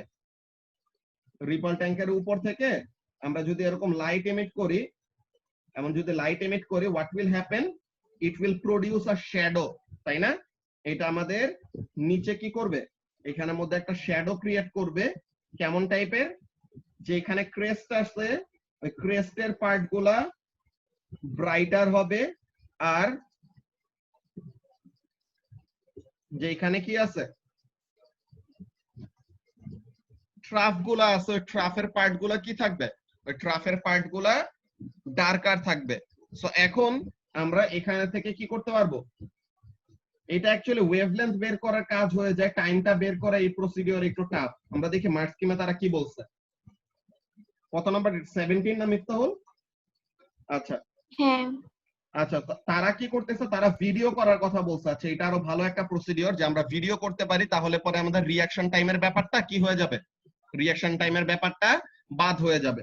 তো তাহলে আমরা ভিডিও করলাম যে আমরা রিপলটা ক্রিয়েট করার আগে, হ্যাঁ, before even we created the ripple, আমরা কি করলাম? ভিডিও স্টার্ট করে দিছি। দেন আমরা রিপলটা ক্রিয়েট করলাম, রিপলটা গেল আসলো এরকম। তো তাহলে আমরা ভিডিও ক্যামেরা দিয়ে ভিডিও করলাম। একটা স্কেল অ্যাড করে রাখবো, তাহলে যেন আমরা ডিস্টেন্সের ব্যাপারে একটা আইডিয়া পাই। মানে কি, আমরা এখানে রিপল ট্যাঙ্কটা আছে, তো এই যে সরি, এই যে আমাদের রিপল ট্যাঙ্কটা আছে, এই রিপল ট্যাঙ্কের পাশে ভিডিও ক্যামেরা যে আমরা করতেছি, উপর থেকে আমরা ভিডিও করব। সো রিপল ট্যাঙ্কের পাশে আমরা কি করলাম? একটা মিটার রুল ধরে রাখলাম। তো তাহলে মিটার রুলটাকে দেখে আমরা কি পাবো? We will get a sense of the scale, যে অ্যাকচুয়ালি ফটোগ্রাফে বা ভিডিওতে যতটুকু লেন্থ দেখা যাচ্ছে ওইটা ইন রিয়েল লাইফ কতটুকু ডিস্টেন্স, ওই ব্যাপারটা আমরা বুঝতে পারতেছি। বুঝতেছো কি বলতেছি মিফতাহুল? হ্যাঁ তো এখন আমরা পাশে একটা এরকম স্কেল রেখে দিছি, তাহলে যেন ডিস্টেন্সের ব্যাপারে একটা আইডিয়া পাই। এখন রেকর্ডিংটা রিপ্লে করা যাবে, ফ্রেম বাই ফ্রেম দেখা যাবে। সো তাহলে রিঅ্যাকশন টাইমের ব্যাপারটা বাদ হয়ে গেল। ঠিক আছে, এই যে reaction time error eliminated with video. So এই কাজটা করা যায়, বুঝতে পারছো? সো আমরা ভিডিও করলে পরে ব্যাপারটা বেটার হয়। ঠিক আছে, সো এইটা গেল ফার্স্টে ইমপ্রুভমেন্ট। এখন তোমার প্রবলেমটা কিসে ছিল, বি নাকি সিতে? একটু আচ্ছা, সো আমরা এখানের মধ্যে দেখি বি নাম্বার কি বলতেছে। A bar is attached to a stand on top of the washing machine. এই যে স্ট্যান্ডের সাথে ওয়াশিং মেশিনের উপরে এরকম দেওয়া। সো ওয়াশিং মেশিনটা এরকম কাঁপলে, এই যে ওয়াশিং মেশিনটা এরকম ভাইব্রেট করলে পরে যে ওয়াশিং মেশিন একবার উপরে উঠবে, একবার এমনি আসবে, যেটা কাঁপতে থাকবে আর কি। সো ওয়াশিং মেশিনটা এরকম ভাইব্রেট করলে পরে কি করবে? স্ট্যান্ড এর সাথে যেটা লাগানো, স্ট্যান্ডটার সাথে নড়বে। সো তাহলে এর রড এসে কি করবে? রিপল ট্যাঙ্কের মধ্যে হিট করবে। সো তখন রিপল ট্যাঙ্কের মধ্যে ওয়েভ ক্রিয়েট হবে। সো এখন বলতেছে কি, so it vibrates at the same frequency as the machine. Two small rods are attached to the bar so that they just dip into water in the ripple tank and act as a pair of coherent source. So তাহলে দুইটা rod আছে, দুইটা rod একই সাথে same ফ্রিকোয়েন্সিতে vibrate করতেছে। So তাহলে তারা কি করবে? they will act as coherent sources. So এখন coherent source মানে কি? they will have the same frequency, হ্যাঁ, they will have the same frequency, same wavelength, ঠিক আছে, কম্পারেবল অ্যামপ্লিটিউড। তো তাইলে পরে তখন আমরা তাদেরকে কি বলি? কোহেরেন্ট বলি, তাই না মিফতাহুল? হ্যাঁ তো তাহলে কোহেরেন্ট সোর্স কিভাবে হচ্ছে, আর কোহেরেন্ট সোর্স মানে কি, এটা আমরা বললাম। এখন এখানের মধ্যে কাজটা কি, সি নাম্বারে let's see, photograph 1 shows the pattern observed when the washing machine spins. Washing machine যখন স্পিন করতেছে তখন এই যে দুইটা রড, যে এখানে একটা রড, এখানে একটা রড, দাঁড়াও, এই যে এখানে দুটো রড আছে, এই দুটো রড কি করতেছে? বাউন্স করতেছে আর আপ এন্ড ডাউন মুভ করতেছে। সো এই যে আমাদের ইন্টারফিয়ারেন্স প্যাটার্নটা ক্রিয়েট করলো, যেটা আমাদের ডায়াগ্রামে দেখা যায়। আচ্ছা, এখন এখানের মধ্যে কাজটা কি? x shows a line along which maximum disturbance is seen. So তাহলে x যেই লাইন বরাবর, এই যে x হলো উপরেরটা, এই যে এটা x যেই লাইন বরাবর, এই যে এই লাইন বরাবর, এখানের মধ্যে আমাদের কি হইতেছে? This is maximum line. তো তার মানে এখানের মধ্যে কি হবে? এখানের মধ্যে অ্যান্টিনোড হবে, বা এখানের মধ্যে ম্যাক্সিমাম ডিসপ্লেসমেন্ট মানে কনস্ট্রাকটিভ ইন্টারফিয়ারেন্স হচ্ছে। আর y কোন জায়গায়? y আছে হলো মিনিমামে, যে y এই লাইনের মধ্যে, যে বিটুইন টু ম্যাক্সিমাম, তো দুইটা ম্যাক্সিমামের মধ্যে কি হবে? মিনিমাম হবে। সো তাহলে y এর ওখানে কি হচ্ছে? ডিস্ট্রাকটিভ ইন্টারফিয়ারেন্স হচ্ছে। ব্যাপারটা কি বুঝতে পারতেছো ফারহানা? হ্যাঁ ভাইয়া। তো এখন x আর y দুইটার পজিশন নিয়ে আমাদেরকে বললো যে x এর ওখানে ম্যাক্সিমাম ডিস্টারবেন্স দেখা যায় and y is a region where there is almost no disturbance, মানে কি ওটা হলো আমাদের মিনিমাম বা ডিস্ট্রাকটিভ ইন্টারফিয়ারেন্স হচ্ছে। সো তাহলে একটা রডের ওয়েভ আর একটা রডের ওয়েভকে কি করে দিতেছে? ক্যান্সেল আউট করে দিচ্ছে। ঠিক আছে, picture 2 was taken using a flash. একটা ফ্ল্যাশ দিয়ে এটা নেওয়া হয়েছে to show the individual waves from the two rods at a single instant. যে একটা সার্টেন একটা পিকচার নেওয়া হয়েছে at a specific time of vibration. Photograph 2 is shown actual size. তো তাহলে এটা অ্যাকচুয়াল সাইজে দেখানো। ঠিক আছে, সো তার মানে এখানে থেকে আমরা কি করতে পারবো? যা রিডিং নিব ওইটাই আমাদের অ্যাকচুয়াল রিডিং। যে ডায়াগ্রামের 1 সেন্টিমিটার মানে রিয়েল লাইফেও কত? 1 সেন্টিমিটার, এরকম। বুঝতে পারছো? অ্যাকচুয়াল সাইজে আঁকা, ভালো কথা। তো এখন ফার্স্টে C1 এ বলতেছে explain how the interference pattern in photograph 1 is produced. So photograph 1 এর interference patternটা কিভাবে প্রডিউস হচ্ছে? what is happening since the two sources, যে দুইটা রড কি আমরা উপরে ফার্স্টে বলে আসলাম যে দুইটা রড কি হিসেবে কাজ করতেছে? they are acting as coherent sources. So তাহলে when the two coherent waves will interfere with one another or when they will overlap with one another, কি হবে? কিছু জায়গায় they will meet in phase. in phase কখন হবে Miftahul? when the phase difference is what? even multiple of 2n pi. even multiple of pi or Pi. integer multiple of wavelength. দুইটা দিয়ে বলা যায়, যে পাথ ডিফারেন্স দিয়েও বলা যায়, ফেজ ডিফারেন্স দিয়েও বলা যায় কন্ডিশন গুলো। আর ডিস্ট্রাকটিভ ইন্টারফিয়ারেন্স কখন হবে? odd multiple of pi and half multiple of lambda. So তাহলে এইগুলার জন্য আমাদের ডিস্ট্রাকটিভ ইন্টারফিয়ারেন্স হয়। সো তাহলে কনস্ট্রাকটিভ কখন হয়, ডিস্ট্রাকটিভ কখন হয়, এরকম আমরা বললাম। দেন আমরা এরকম বলতে পারি যে x এর ওখানে কি হচ্ছে? কনস্ট্রাকটিভ ইন্টারফিয়ারেন্স এন্ড y এর ওখানে হচ্ছে ডিস্ট্রাকটিভ ইন্টারফিয়ারেন্স। এমন ব্যাপারগুলো ইনক্লুড করে দিতে পারি। এই যে এখানে 5 মার্কস এর স্টেরিক দেওয়া কোশ্চেনটা, স্টার মার্ক দেওয়া কোশ্চেনটা কি বলতেছে? সুপারপজিশন টেকস প্লেস অর ওই দুটো সোর্সের ওয়েভের মধ্যে ওভারল্যাপিং হচ্ছে বা ইন্টারফিয়ারেন্স হচ্ছে। What is happening? if the path difference is n lambda, they are in phase, or if the path difference is n plus half lambda, they are in antiphase, or if the path difference is n lambda, the constructive interference occurs, মানে কি in phase এ থাকলে constructive interference হবে, out of phase এ থাকলে destructive interference হবে। out of phase না, actually specifically একটা term বলতে হবে কি antiphase। আউট অফ ফেজ আর অ্যান্টি ফেজ এর মধ্যে অনেক বড় একটা ডিফারেন্স আছে। কি ডিফারেন্স? সব অ্যান্টি ফেজই আউট অফ ফেজ, কিন্তু সব আউট অফ ফেজ কি হবে না? অ্যান্টি ফেজ হবে না। অ্যান্টি ফেজ কখন? অ্যান্টি ফেজ যখন নাকি এক্স্যাক্টলি 180 ডিগ্রির একটা ডিফারেন্স থাকবে, এক্স্যাক্টলি অপোজিট, যে ক্রেস্টের সাথে এক্স্যাক্টলি কি আসবে? ট্রাফ আসবে। বুঝতে পারছো? এই ব্যাপারটা কি বললাম, ব্যাপারটা বুঝে নাও। আরেকবার বলি তাহলে যেন তোমাদের পরে দুইটা টার্ম নিয়ে কোনো কনফিউশন না আসে। হ্যাঁ, এখানের মধ্যে ব্যাপারটা দেখো, কাজটা কি? Let me draw two waves. ঠিক আছে, this is one wave and this is another wave.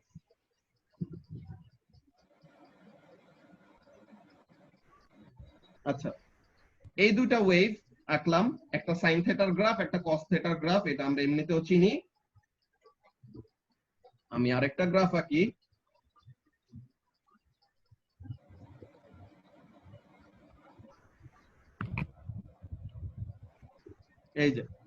এই যে আমি দুইটা গ্রাফ আঁকলাম, দুইটাতেই কিন্তু কি ওয়েভ গুলা ফেজের মধ্যে নাই, মানে কি তাদের ক্রেস্টের সাথে ক্রেস্ট মিলতেছে না, ট্রাফের সাথে ট্রাফ মিলতেছে না। সো তার মানে they are out of phase, both of them are out of phase. ঠিক আছে, both of them are what? They are out of phase, যে তারা synchronized না, তারা আউট অফ ফেজে আসছে। কিন্তু এইটার জন্য আমাদের এই আউট অফ ফেজ এর জন্য একটা স্পেশাল নাম আছে। এই আউট অফ ফেজ এর জন্য স্পেশাল নামটা কি? Anti phase. যে একদম এক্স্যাক্টলি ক্রেস্টের সাথে ট্রাফ, ট্রাফের সাথে ক্রেস্ট, ক্রেস্টের সাথে ট্রাফ, ট্রাফের সাথে ক্রেস্ট এমন ভাবে মিট করতেছে। ব্যাপারটা বুঝতে পারতেছো ফারহানা কি বললাম? ভাইয়া ঠিক আছে, তো তাহলে অ্যান্টি ফেজ টার্মটা আমাদের এর জন্য ইউজ করতে হবে, যে অ্যান্টি ফেজ হইলে শুধু পারফেক্টলি ডিস্ট্রাকটিভ ইন্টারফিয়ারেন্স হয়। এখানেও ডিস্ট্রাকটিভ হয় মাঝে মাঝে, কনস্ট্রাকটিভ হয় মাঝে মাঝে, কিন্তু অ্যান্টি ফেজে থাকলে পরে এক্স্যাক্টলি কি হবে? ডিস্ট্রাকটিভ হবে।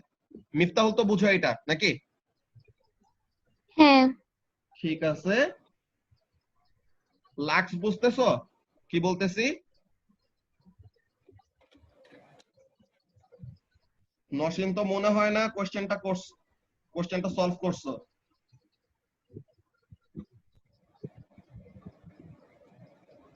আচ্ছা, সো এখন মিফতাহুলের মেইনলি যেটা প্রবলেম C2 তে, কিন্তু C2 তে অ্যাকচুয়ালি আমারও প্রবলেম হবে, because I can take measurement from the diagram right নাও।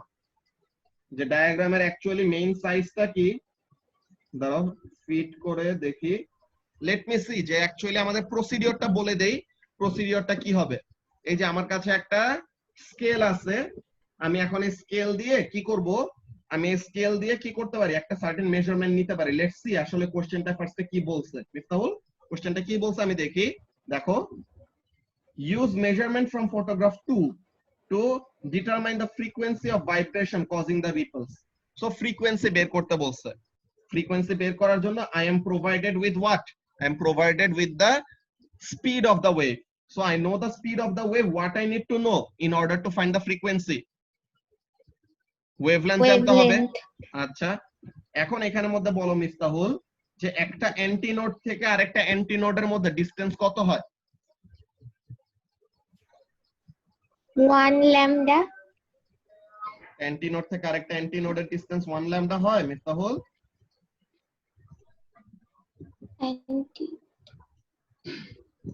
এটা স্ট্যান্ডিং ওয়েভের কথা বলতেছি, ইন্টারফিয়ারেন্সের কথা। হাফ দেখো ল্যামডা। Half lambda.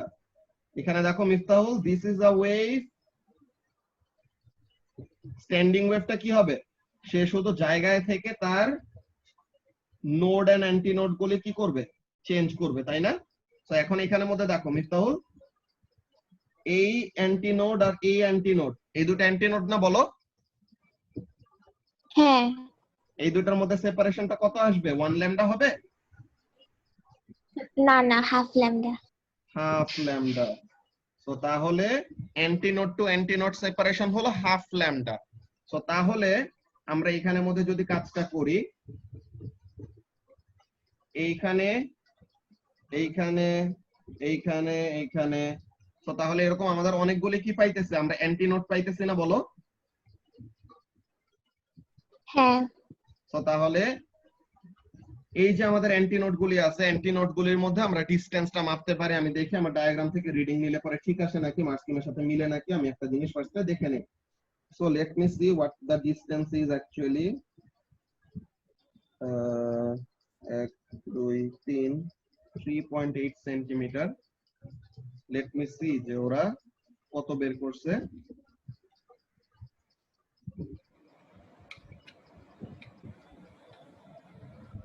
এই যে ওরা কি করছে, measure length of at least 4 waves. ঠিক আছে, 4টা ওয়েভের জন্য অ্যাট লিস্ট কি করতে বলছে? তারা 4টা ওয়েভের জন্য অ্যাট লিস্ট ডিসটেন্সটা বের করতে বলছে, তাই না মিফতাহুল? 4টা ওয়েভের জন্য লেন্থটা নিয়ে দেন ওখানে থেকে কি করবে? ওখানে থেকে ওয়েভ লেন্থটা নিবে। আচ্ছা, তো তাহলে ওখানে থেকে ওয়েভ লেন্থটা নেওয়ার পর দেন ফাইনালি কি আসবে? Then finally velocity is equal to f lambda, so তাহলে ওখানে velocity এর ভ্যালু জানি, ডিসটেন্স এর ভ্যালু জানি, আর ওয়েভলেন্থ এর ভ্যালু জানি, সো ওখান থেকে কি বের করে ফেলবো, ফ্রিকোয়েন্সি বের করে ফেলবো।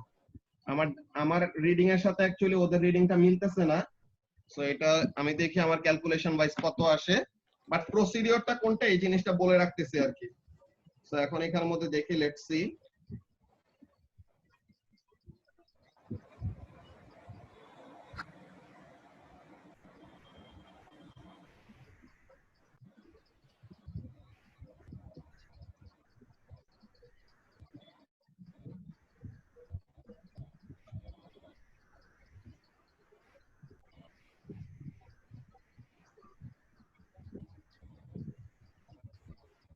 আসলে ডায়াগ্রামের সাইজটা অ্যাকচুয়ালি কত হবে এই জিনিসটা একটু সমস্যা, যে আমি যে লেন্থটা নিতেছি ওখানের মধ্যে আমার লেন্থটা কম আসতেছে।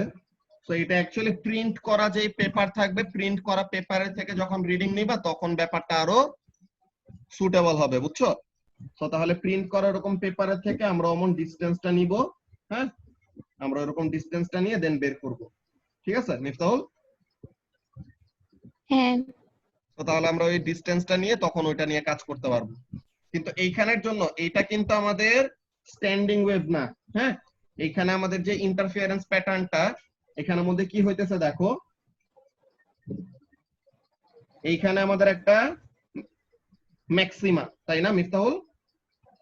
এইখানে একটা ম্যাক্সিমা, হ্যাঁ এইখানে একটা ম্যাক্সিমা, এইখানে একটা ম্যাক্সিমা, এখানে একটা ম্যাক্সিমা, এখানে একটা ম্যাক্সিমা। সো এইখানে যদি আমাদের পাথ ডিফারেন্স হয় ল্যামডা, ঠিক আছে, তো এর পরেরটার জন্য কনস্ট্রাকটিভ ইন্টারফিয়ারেন্স হওয়ার জন্য পাথ ডিফারেন্স কত হইতে হবে? ইন্টিজার মাল্টিপল অফ ল্যামডা হইতে হবে না? সো তাহলে প্রথমটা যদি ল্যামডা হয় পরেরটার জন্য কত কত হবে? 2 ল্যামডা, পরেরটার জন্য পাথ ডিফারেন্স হবে 3 ল্যামডা, এরকম। সো তাহলে তাদের মধ্যে সেপারেশন অ্যাকচুয়ালি ডিরেক্টলি আমাদেরকে কি দিবে? ওয়েভলেন্থ দিবে, বুঝছো মিফতাহুল? ভাইয়া আবার বলো তো, চলে প্রবলেম আচ্ছা। হয়েছিল নেটে, আবার একটু রিপিট হ্যাঁ হ্যাঁ করবা? বলতেছি যে এখানের মধ্যে দেখো, এইটা হলো আমাদের একটা ম্যাক্সিমা, এইটা আমাদের আরেকটা ম্যাক্সিমা, এটা আরেকটা ম্যাক্সিমা, এটা আরেকটা ম্যাক্সিমা, এটা আরেকটা ম্যাক্সিমা। তো এখন এই ম্যাক্সিমা গুলির মধ্যে, হ্যাঁ, এই ম্যাক্সিমা গুলির মধ্যে তাদের মধ্যে সেপারেশনটা কত হবে? এই ম্যাক্সিমা গুলির মধ্যে তাদের সেপারেশনটা হবে 1 ল্যামডা করে। কেন তাদের মধ্যে সেপারেশন 1 ল্যামডা করে হবে? বিকজ এই যে আমাদের মনে করো সবার এই যে এইখানে যেই ম্যাক্সিমাটা ক্রিয়েট হয়েছে, এইখানে মনে করো the path difference between the two wave is lambda, so পরের ম্যাক্সিমাটা পাওয়ার জন্য আমাদের পাথ ডিফারেন্সটা কত হইতে হবে? 2 ল্যামডা হইতে হবে না? হ্যাঁ এর পরেরটা পাওয়ার জন্য কত হইতে হবে? 3 ল্যামডা হইতে হবে। এর পরেরটা পাওয়ার জন্য কত হইতে হবে? 4 ল্যামডা হইতে হবে। সো তাহলে এইভাবে করে বের করতে হবে বেসিক্যালি। তো তাহলে এইখানে অ্যাকচুয়ালি ম্যাক্সিমা টু ম্যাক্সিমা সেপারেশনটা কি আসবে? এইখানে ম্যাক্সিমা টু ম্যাক্সিমা সেপারেশন আমাদেরকে কি দিবে? ওয়েভলেন্থ দিবে, বুঝতে পারছো? হ্যাঁ। সো এখানে ম্যাক্সিমা টু আর যদি ম্যাক্সিমা, স্ট্যান্ডিং ওয়েভ হইতো তাহলে হাফ ল্যামডা হইতো। হ্যাঁ, স্ট্যান্ডিং ওয়েভ হইলে পরে তখন এটার জন্য আমাদের হাফ ল্যামডা হইতো, ঠিক আছে? হ্যাঁ এখানে তো অ্যাকচুয়ালি প্রোগ্রেসিভ ওয়েভ, যে ওয়েভটা আমাদের রিপল ট্যাঙ্ক দিয়ে সামনের দিকে যাচ্ছে, সো তাহলে এটার জন্য আমাদের কি হয়েছে? Maxima to maxima separation One actually lambda. Crest to crest separation. So crest to crest separation আমাদের কি হবে? ল্যামডা, বুঝছো? হ্যাঁ আচ্ছা, সো তাহলে এইটাই তো ছিল আমাদের লাস্ট কোশ্চেন, টাইমও আমাদের শেষ। সো নেক্সট ক্লাসে তোমাদের কাজটা কি? ইউনিট 3 এর জন্য jan 16 ইউনিট 3, ঠিক আছে ফারহানা? ওকে ভাই। ঠিক আছে, সো আজকের ভাই জন্য কোর আল্লাহ হাফেজ। প্র্যাকটিক্যাল গুলো থেকে পড়েই তো করব। হ্যাঁ হ্যাঁ বুঝি নাই।